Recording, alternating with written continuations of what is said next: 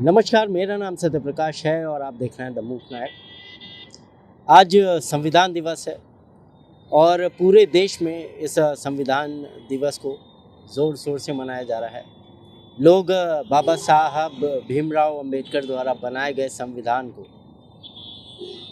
उसके संरक्षण को लेकर बड़ी बड़ी बातें कर रहे हैं। तमाम नेता मंत्री भीमराव अंबेडकर की आदमकद मूर्ति पर माला अर्पण कर रहे हैं, उन्हें माला पहना रहे हैं और उनके संविधान की रक्षा करने की बात कर रहे हैं। लेकिन मैं समय हज़रतगंज में मौजूद हूँ, जहाँ पर ये विधानसभा है, लोक भवन है और उत्तर प्रदेश का सचिवालय है। समय यहाँ पर उत्तर प्रदेश सरकार के मंत्री अनूप वाल्मीकि जी हमारे साथ यहाँ पर मौजूद है और वो यहाँ पर अस्थि कलश के पास आए हुए हैं। यहाँ पर एक कार्यक्रम है जिसे वो अटेंड करने आए हैं। उन्होंने भीमराव अंबेडकर जी का माल्यार्पण भी किया है। ये हमारे साथ मौजूद हैं, हम इनसे अभी बात करेंगे और इनसे जानना चाहेंगे यहाँ की बदहाल व्यवस्था के बारे में। इस समय हमारे साथ उत्तर प्रदेश सरकार के मंत्री मौजूद हैं, अनूप वाल्मीकि। हम उनसे बातचीत करना चाहेंगे।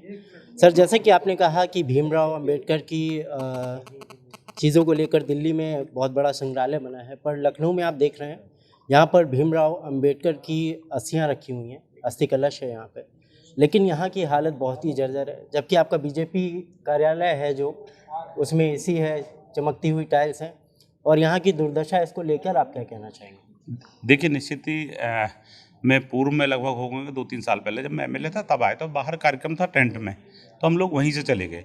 जैसा कि आपके द्वारा और कमेटी के द्वारा बताया गया है, निश्चित हम लोगों के संज्ञान में आया है। हम इसको सही पटल पर जहाँ रखना है माननीय मुख्यमंत्री के सामने रखेंगे और निश्चित ही जो पीड़ा आपने बताई है, निश्चित उसका निराकरण कराया जाएगा। इसके अलावा सर, इस बार योगी सरकार ने 17 लाख दिए जलाए थे। मैं ग्राउंड रिपोर्ट झांसी करने गया था, वहाँ के मऊ रानीपुर तहसील में 5 गांव ऐसे हैं जहाँ आज भी लाइट नहीं है, वहाँ के बच्चे पढ़ नहीं पा रहे हैं, वो दलित बस्तियाँ हैं। उसको लेकर आप क्या कहेंगे? देखिए, मेरा कहना है कि जितना विद्युत के क्षेत्र में भारतीय जनता पार्टी की सरकार आदरणीय योगी आदित्यनाथ जी के नेतृत्व में, आदरणीय मोदी जी के नेतृत्व में उत्तर प्रदेश में काम हुआ है, क्योंकि जिस विधानसभा क्षेत्र से मैं आता हूं, निश्चित मेरे गांव में बहुत छोटे छोटे माजरे वंचित रह गए थे जहां दलित समाज के हमारे भाई बहन निवास करते थे। पर मैं धन्यवाद देना चाहता हूं आदरणीय मोदी जी को, योगी जी को, कि उन्होंने चुन चुन करके जो मैंने लिख करके दिया, निश्चित ही उसमें तत्काल वहाँ काम हुआ है और पूरे क्षेत्र में बिजली है। जैसा कि आपने बताया कि कोई 5 गाँव जो आपने बताएं वो किसी तरह छूट गए या वो सब संज्ञान के सरकार के संज्ञान में नहीं आए, तो निश्चित ही हम लोग उन्हें दिखवा करके जो गांव छूट गए, निश्चित उनमें विद्युत उपलब्ध कराने का हम सब कार्य करेंगे। हमारे साथ यहाँ पर भीमराव अंबेडकर स्मृति स्थल, जो इनकी अस्थियों का स्थल है, उनके एक सदस्य मौजूद हैं। हम उनसे बातचीत करना चाहेंगे, जानेंगे जो स्थिति है यहाँ की। जैसे कि आपने देखा, जो टूटा हुआ वाटर कूलर है, फटी हुई पावदान है, इसका जो जर्जर भवन है, उसके अलावा शौचालय है, उसको लेकर हम इनसे बातचीत करना चाहेंगे। सर, यहाँ की स्थिति को लेकर आप क्या कहना चाहते हैं?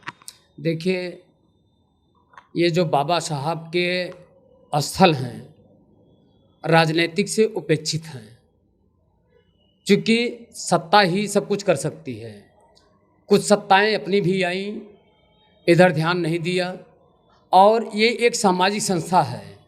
इस सामाजिक संस्था में हमेशा मुख्यमंत्री, राज्यपाल, राष्ट्रपति, प्रधानमंत्री तक भी आए हैं, ऐसा नहीं है। लेकिन चूँकि बाबा साहब का स्थल है, मैं जो मानता हूँ, ये मेरा व्यक्तिगत मानना है कि बाबा साहब का स्थल होने के नाते ये जो आपको दिख रहा है वो बाबा साहब का स्थल है। अगर यही किसी और महापुरुष का स्थल होता या किसी और समाज का स्थल होता तो शायद इसका नज़ारा कुछ और देखने को मिलता, जैसा कि आपने सवाल किया। तो ये बाबा साहब और अंबेडकर और ये जो शोषित वंचित समाज है, ये हमेशा उपेक्षित रहा है और हमें लगता है कि आगे भी उपेक्षित रहेगा। इसलिए रहेगा कि जब सत्ता आती है तो कुछ लोगों का, विशेष करके कुछ लोगों का कब्जा सत्ता पे रहती है, तो वो नहीं चाहते कि बुनियादी चीज़ें जो बुनियादी चीज़ें हैं वो उनके तक न पहुंच पाए या उसकी सुविधा वो न ले पाए। इसके अलावा एक बीच में ये बात आई थी कि इस अंबेडकर स्थल को तोड़ा जा रहा है, इसको नई जगह शिफ्ट किया जा रहा है, ये भी विवाद आया था। उस चीज़ को लेकर आप क्या कहना चाहेंगे? नहीं, देखिए ऐसा है कि अभी चूँकि और गवर्नमेंट रही हैं, कभी कभी ऐसा चीज़ें आई हैं, हम लोगों ने गवर्नमेंट से कोऑर्डिनेशन किया, कोऑर्डिनेशन करने के बाद हम लोगों को रिलीफ मिली। ये भी गवर्नमेंट है, एक स्थल बना रही है, हमें चाहेंगे वो स्थल बनाएं, लेकिन ये स्थल एक ऐतिहासिक स्थल है जहाँ बाबा साहब कस्तियाँ होने का मतलब ये होता है कि बाबा साहब हमारे बीच में यहाँ बैठे हुए हैं, बाबा साहब बैठे हुए हैं, ये हम लोग मान के चलते हैं। और बाबा साहब को यहाँ से उठा करके कहीं ले जाने की जो बात आती है, या अगर कुछ लोग करते हैं या ऐसा संदेश देते हैं, भ्रामक फैलाते हैं, वो जो है मतलब कि वो संभव नहीं है, वो कभी संभव हो ही नहीं सकता। क्या कभी किसी प्रकार का पत्राचार हुआ सरकार से आर्थिक सहायता के लिए कि यहाँ की जो दशा है उसे सुधारा जा सके?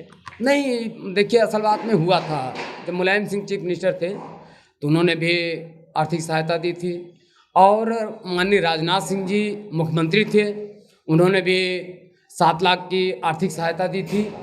तो बीच बीच में जो समाज के प्रति या इस स्थल के प्रति उनकी संवेदनाएं हैं, मतलब वो समझते हैं कि इस स्थल को ज़रूरत है या समाज को ज़रूरत है, वो मदद करते हैं, किए हैं, मुलायम सिंह भी किए हैं और राजनाथ सिंह भी किए हैं। लेकिन इधर किसी प्रकार का कोई सहयोग सरकार की तरफ से कभी नहीं प्राप्त हुआ।